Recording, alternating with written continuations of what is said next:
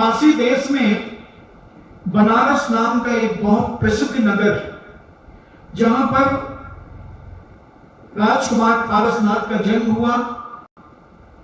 और उसी नगरी में उनका जन्म उस नगरी में हुआ और उस नगरी के राजा सूरसेन नाम का राजा राज्य करता था। उनकी रानी का नाम पद्मिनी था। सूरसेन राजा बड़ा न्यायप्रिय और ज्ञानवान था, चरित्रवान था। एक दिन वह राजा अपनी राजसभा में बैठा था कि उसी समय एक वनमाली, जो बड़े बड़े बगीचे होते थे, उस बगीचे का माली आकर के और 6 ऋतुओं के फल लाकर के राजा को भेंट करता है। जब उन फूलों को, फलों को देखकर राजा बड़ा आश्चर्यचकित होता है और कहता है, माली जी, अभी तो ऋतु है ही नहीं आमों की, अभी तो ऋतु है ही नहीं लीची की, अभी तो ऋतु है ही नहीं केले की, मगर ये 6 ऋतुओं के शीत ऋतु के फल, गर्मी के फल, शिशिर ऋतु के फल, ये 6 ऋतुओं के फल एक साथ कैसे आ गए? तब वह माली कहता है, महाराज की जय हो। महाराज, आपके इस शुभ नगर में परम पूज्य केवली भगवान का शुभागमन हुआ है और उनके आने से सभी ऋतु के फल वृक्षों में आ गए। तो मैं आपको याद दिलाने के लिए ये 6 ऋतुओं के फल लेकर के आपके चरणों में भेंट करने आया हूं। राजा बड़ा आश्चर्यचकित होता है और जानता है कि स्वजन और पुरजन सहित वंदना के लिए जाना चाहिए। राजा घोषणा कराता है अपने बनारस में और सारे लोगों को डोली पीटी जाती है कि केवली भगवान का आगमन उद्यान में हो गया है, सभी लोग उनके दर्शनार्थ चले। और राजा सूरसेन और रानी पद्मिनी हाथी के ऊपर सवार होकर सारी प्रजा अनेक प्रकार से भेंट लेकर के, कोई रत्नों के थान लेकर के जा रहा है, कोई सोने चांदी के थान लेकर के जा रहा है, कोई सोने के श्रीफल लेकर के जा रहा है, कोई चांदी के श्रीफल लेकर के जा रहा है। अपनी अपनी शक्ति न छुपाते हुए भगवान के लिए भेंट लेकर के जा रहे हैं और बड़े भक्ति भाव से सारे नगरवासी वहां पहुंचे। भगवान केवली की 3 प्रदक्षिणा देकर के उन्होंने बड़े भक्ति भाव से उनके दर्शन किए और दर्शन करके राजा और प्रजा वहां केवली भगवान के चरण पादमूलों में बैठ जाती है और सारे लोग भगवान का उपदेश सुनते हैं। उन केवली भगवान का उपदेश सुनने के बाद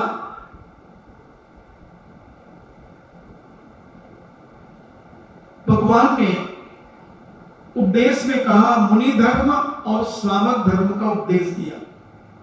जो एक देश व्रतों का पालन करते हैं, अणुव्रतों का जो पालन करते हैं, वो एक देश धर्म है, और जो संपूर्ण व्रतों का पालन करते हैं वो महाव्रत कहलाते हैं।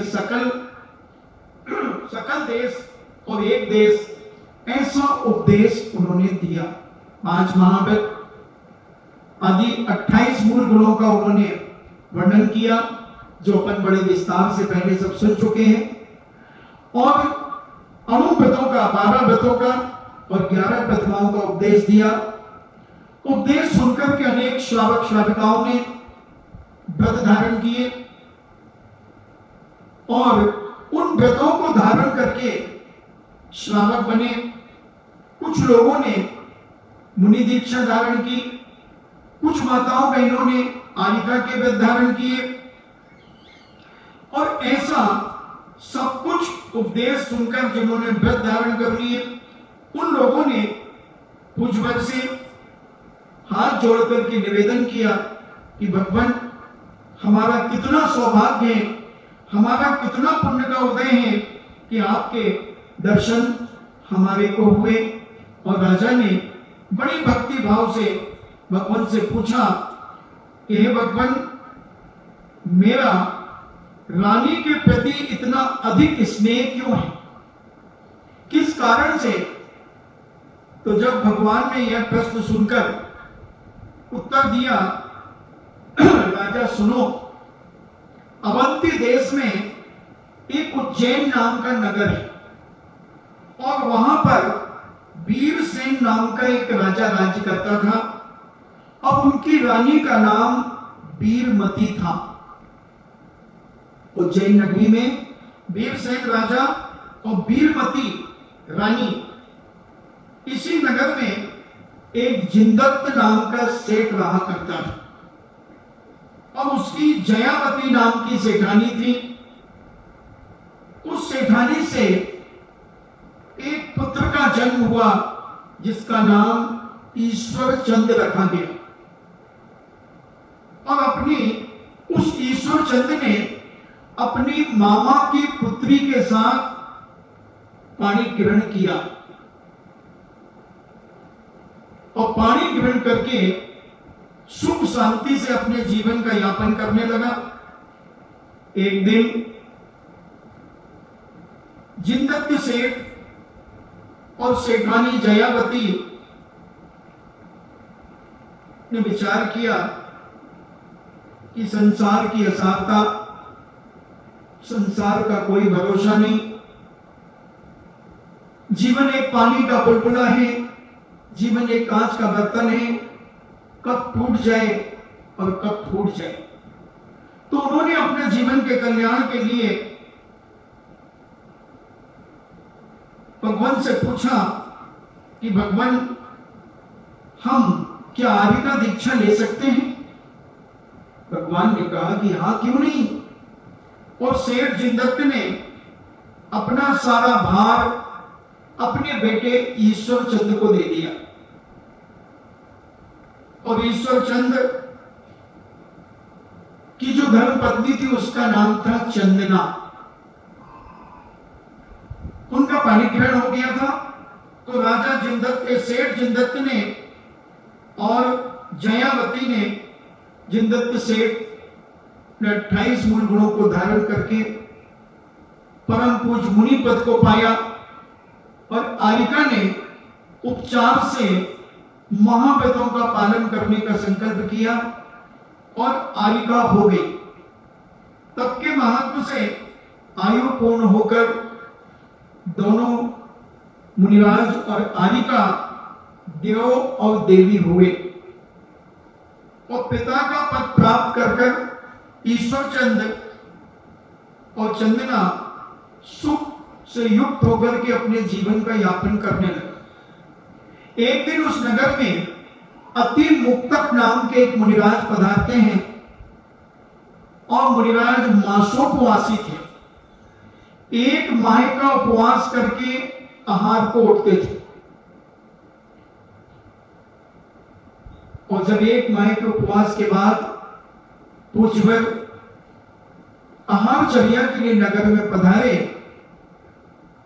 तो ईश्वर चंद सेठ ने अपनी सेठानी चंदना से कहा कि देखो, महान तपस्वी मुनिराज अपने नगर में प्रवेश कर रहे हैं और एक माह का उपवास किए हुए हैं और ध्यान में बैठ करके उन्होंने महान साथी से पुण्य कमाया है। उनके शरीर की वर्गड़ा अपने महल में पड़ना चाहिए, इसलिए तुम उनका पड़गाहन कर। चंदना कहती है, प्राणनाथ, ऐसा दुर्भाग्य कहां, ऐसा सौभाग्य कहां है कि मैं पूज्यवर को पड़गा सकूं? क्यों? क्योंकि मैं ऋतुमती हूं। इस समय मैं ऋतुमती हूं और मैं अभी पड़गाहन नहीं कर सकती। ईश्वर चंद कहता है, देख, किसी को मालूम थोड़ी है, गुपचुप करके तू भोजन बना और भोजन बना करके उज्जवल को प्रदान कर दे। बहुत मना करने पर चंदना ने बहुत मना किया, मगर ईश्वर चंद्र नहीं माना और कहा कि ऐसे तपस्वी मुनिराज आए हैं, ना जाने फिर कब आएंगे, परिवहन करो। उसने बहुत मना किया, मगर पति की हट के सामने चंदना की बिल्कुल भी नहीं चली और ऋतुमती अवस्था में उसने भोजन बनाया, मुनिराज का परिवहन कर लिया। परिवहन कर लिया, दोनों पति पत्नी ने मुनिराज का परिवहन कर लिया और मुनिराज को पूरी शुद्धि बोलकर, मन शुद्धि, वचन शुद्धि, काय शुद्धि, आहार जल शुद्ध है, और कुछ भी शुद्ध नहीं था। न मन शुद्ध था, क्योंकि उसके अंदर धंधुकी लगी हुई थी कि मैं अशुद्धि में हूं, मैं ऋतुमती हूं, मैं कैसे आहार बना रही हूं। मगर पति के डर से, पति के दबाव से उसने भोजन बनाया और आहार दान दे दिया। मुनिराज आहार लेकर के वन की ओर चले गए। वन की ओर चले गए और 3 दिन ही पूरे नहीं हुए और वो गुप्त पाप उजागर हो गया। गुप्त पाप उजागर हो गया। दोनों सेठ सेठानी को, इन्हें चंदना को और ईश्वर चंद्र को कोढ़ हो गया। दोनों के शरीर में ऐसा कुष्ठ रोग हो गया जिससे मवाद और खून बहने लगा। 1-1 इंच शरीर का ऐसा खून और पीप से युक्त हो गया। पूरा शरीर कोढ़ से युक्त हो गया। जब दोनों बड़े दुखी हो गए, अब उस कोढ़ की वेदना सहन करने में उनकी घबराहट, वेदना और तड़फन से जीवन जीने लगे। एक दिन भाग्योदय से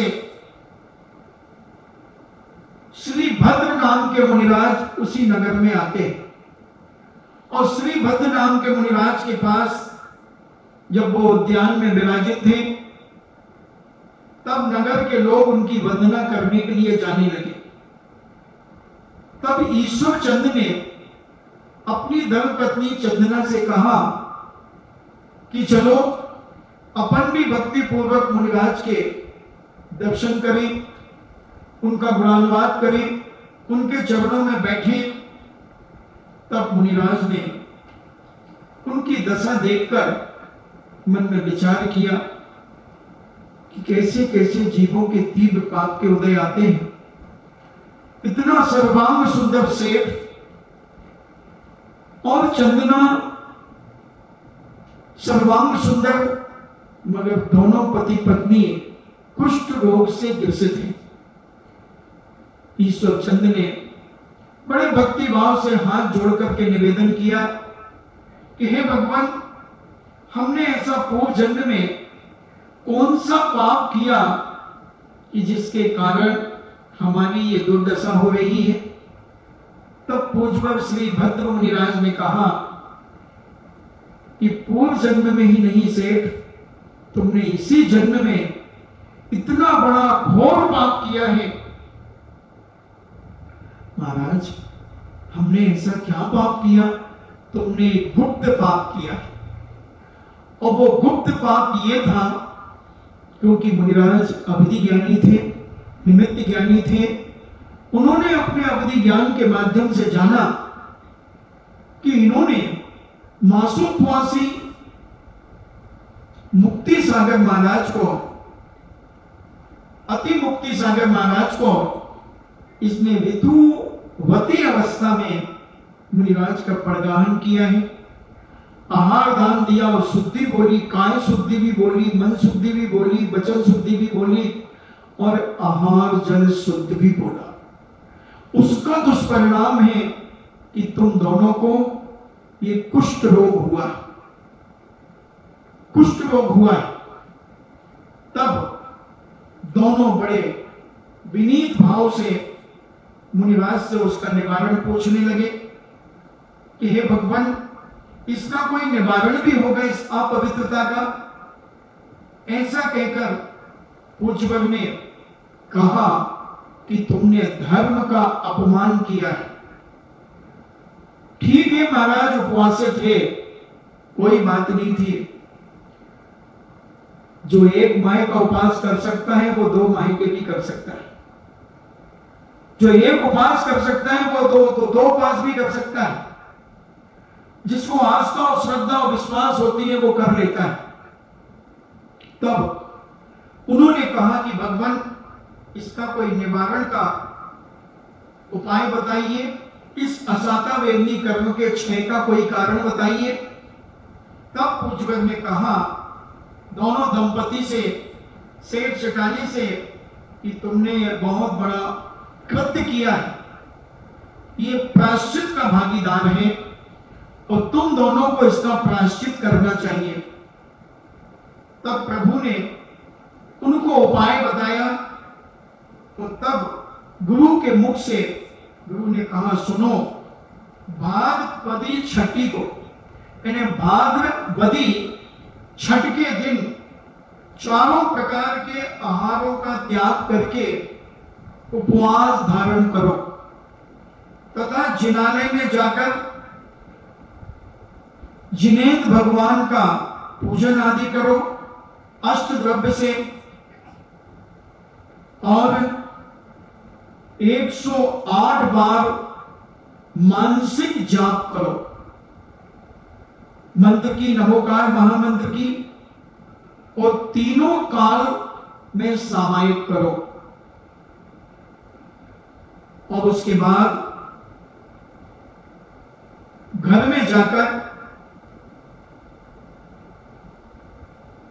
पिसे कषायों का उपवास के दिन और रात्रि भर, यानी 8 पहर तक तुम जिनालय में रहकर जिनेन्द्र भगवान की उपासना करो, गुणानुवाद करो, स्तुति पढ़ो, गुणगान करो, कीर्तन करो, भजन करो। ये सारी चीजें करने के बाद पारणा के दिन 4 पहर बीतने के बाद, यानी सामायिक के बाद भोजन करो, क्योंकि उपवास 16 पहर का होता है। और फिर इस प्रकार तुम 6 वर्ष तक इस उपवास को करो।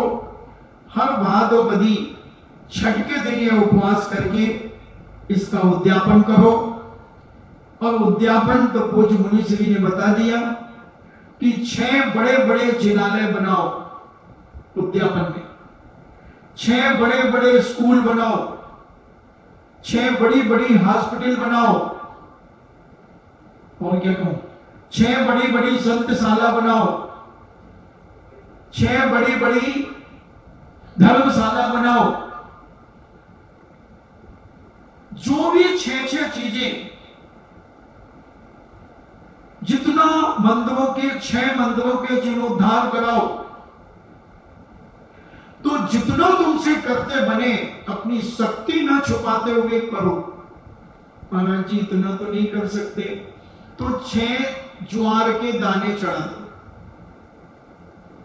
महाराज जी ये भी कमजोर नहीं है, हाँ तो फिर इसके बीच का करो। 6 मंदिर नहीं बना सकते तो 6 भगवान बिठा दो जिसके उद्यापन होना है। सहस्कूट जिनालय के 6 भगवान बिठा दो, 6 बार भक्तांबर जी का पाठ ले लो।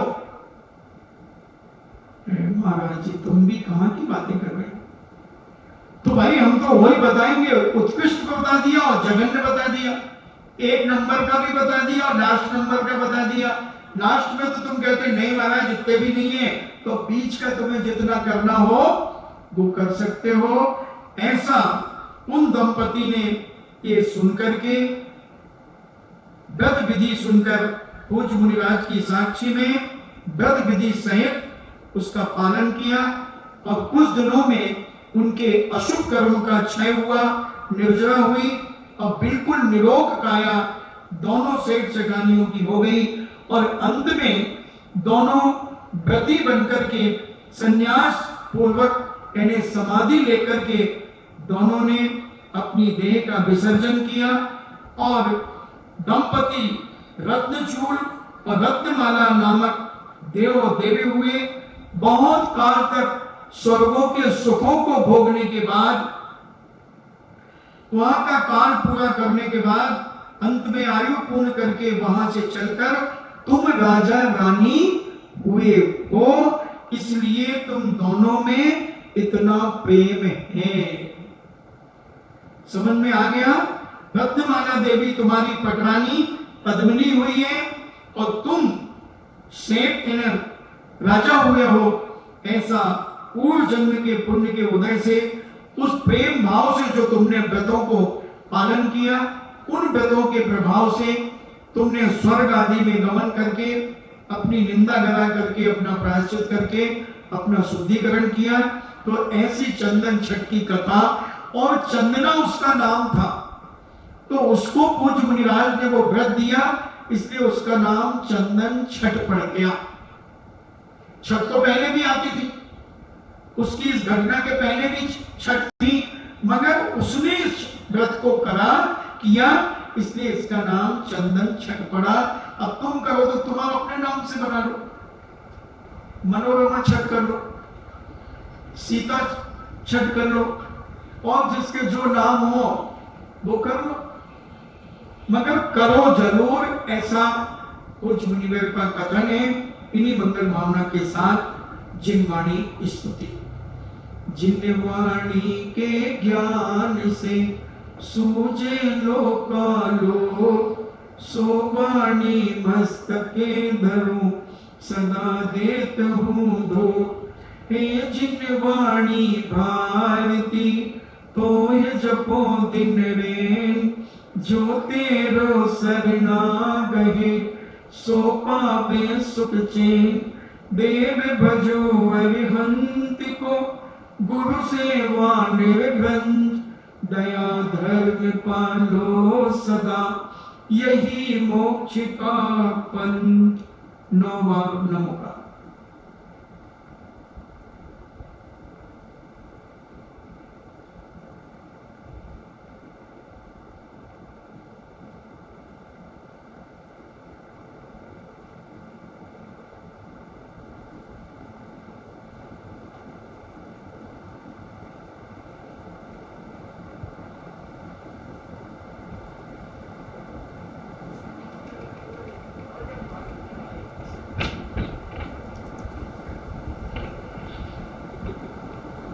परम पूजनी द्वादशाम जिनवाणी माता की।